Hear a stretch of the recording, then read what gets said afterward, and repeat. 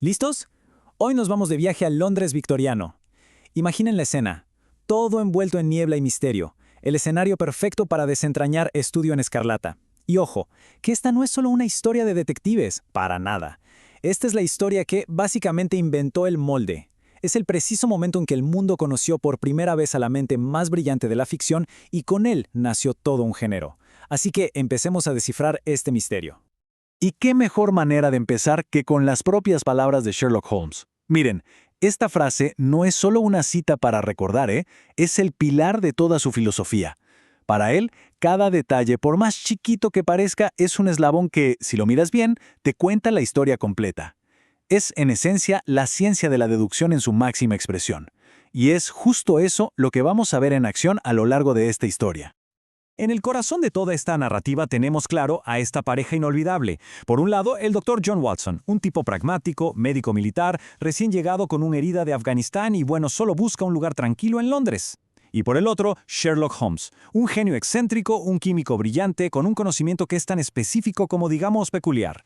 Justamente es el contraste entre lo normal de Watson y lo extravagante de Holmes lo que crea esa dinámica perfecta que todos conocemos.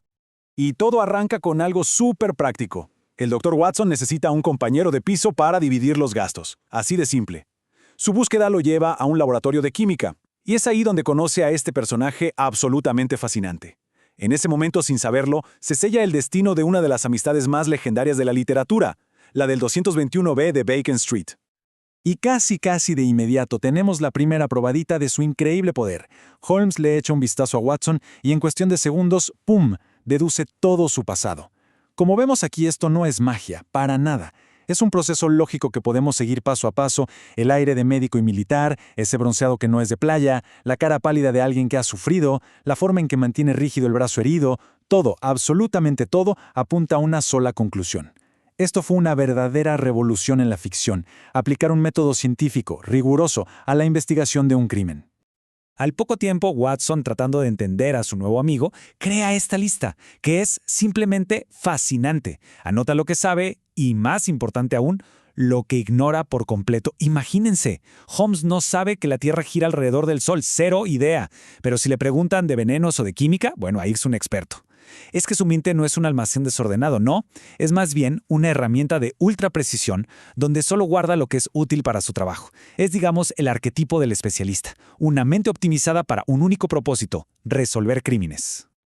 Bueno, la vida tranquila en Baker Street da un giro de 180 grados cuando llega una carta de Scotland Yard. Un hombre, muerto, en una casa abandonada en Lauriston Gardens. Lo raro es que no tiene heridas, pero la escena está llena de pistas extrañísimas. Es, por supuesto, la oportunidad de oro que Holmes estaba esperando para poner a prueba su ciencia. A ver, la escena del crimen es un verdadero rompecabezas. La víctima, un tipo de Estados Unidos. La causa de la muerte, un completo misterio. Hay sangre por todos lados, pero no es del muerto. Y para rematar, encuentran un anillo de bodas de mujer tirado junto al cuerpo. Cada detalle parece contradecir al anterior. Es un caos de información que está esperando que alguien lo ordine. Y entonces aparece la pista más siniestra de todas, escrita con sangre en la pared, una sola palabra: Rache. ¿Qué significa esto? ¿Es un nombre a medio escribir como Rachel, que es lo que piensa la policía? ¿O es algo mucho más profundo y oscuro? Esta palabra se convierte de repente en el centro de todo el misterio. Aquí, justo aquí, es donde Holmes cambia las reglas del juego. Mientras la policía oficial solo ve lo que está en la superficie, Holmes observa. Se pone a medir las huellas, examina el polvo, analiza hasta las cenizas de un cigarro. Para él, esa habitación es como un libro abierto que le cuenta con lujo de detalle la historia de lo que pasó. Es, básicamente, la aplicación de una protociencia forense que nos sigue cautivando hoy en día.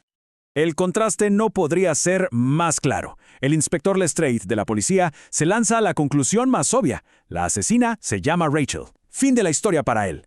Pero Holmes, con su conocimiento superior, ¿sabe algo más? Sabe que Rache es la palabra alemana para venganza. Y aquí está el punto clave. El asesino no solo cometió un crimen, dejó un mensaje a propósito. Un acto de desafío total. Y a partir de esas pistas que la policía ni siquiera notó, Holmes arma un perfil del asesino que es asombrosamente detallado. Su altura, por la forma en que escribió en la pared. El tipo de botas, por las huellas. La marca del cigarro, por la ceniza. Incluso deduce que tiene las uñas largas por unos rasguños en el yeso. Es una demostración de poder deductivo que eleva la investigación a una verdadera forma de arte. Claro, saber quién es el asesino no es suficiente. Hay que atraparlo. Y Holmes decide usar la propia pista del criminal en su contra. Ese anillo de boda se convierte en la carnada perfecta.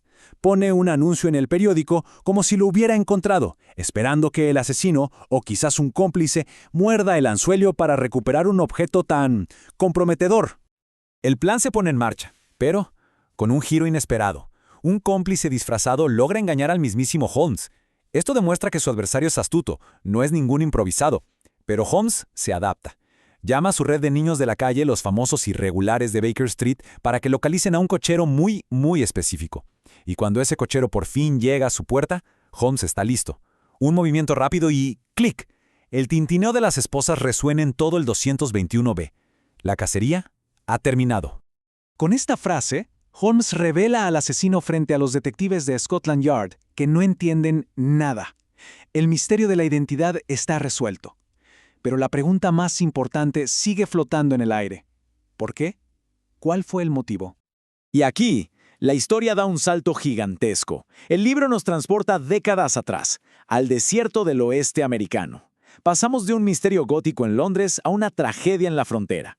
Para entender el motivo de los asesinatos, tenemos que conocer una historia de amor, de pérdida y de una promesa de venganza que se ha estado cocinando durante toda una vida. La historia detrás de todo es una verdadera tragedia épica. Un hombre, John Ferrier, y la pequeña Lucy son salvados de morir en el desierto por los mormones. Pasan los años y Lucy se enamora de Jefferson Hope, pero los líderes de la comunidad la obligan a casarse con Drever, una de las futuras víctimas. Hope intenta ayudarlos a escapar, pero los capturan los llamados ángeles vengadores. A Ferrier lo asesinan y a Lucy la cazan a la fuerza. Poco después, ella muere de tristeza. Y en ese momento, Jefferson Hope jura dedicar el resto de su vida a cazar a los responsables. Es que el método de Hope no era un simple asesinato. Era una especie de retorcido juego de justicia divina. Le daba a sus víctimas a elegir entre dos pastillas idénticas, una era inofensiva, la otra era un veneno mortal. La víctima elegía una y Hope se tomaba la que quedaba, dispuesto a aceptar el mismo destino. Dejaba que la suerte, o quizás Dios, decidiera. Por eso no había ninguna herida en el cuerpo de Drever. Y finalmente, Holmes explica cómo resolvió todo. No fue intuición, fue puro razonamiento metódico hacia atrás, del efecto a la causa. Sabiendo que Drever tenía un rival en Estados Unidos, mandó un telegrama a Cleveland. La respuesta confirmó la amenaza de un tal Jefferson Hope. Luego, conectó a Hope con la profesión de cochero, y así le tendió la trampa. Y así, Estudio en Escarlata nos deja con una pregunta bastante inquietante. Jefferson Hope es, sin duda, un asesino, pero sus víctimas fueron los responsables de destruir todo lo que él amaba y estaban protegidos por una comunidad que los hacía intocables. Esto nos obliga a reflexionar. Cuando la justicia formal no llega, ¿se justifica la venganza personal? La línea entre justicia y venganza es, a veces, tan borrosa como la niebla de Londres.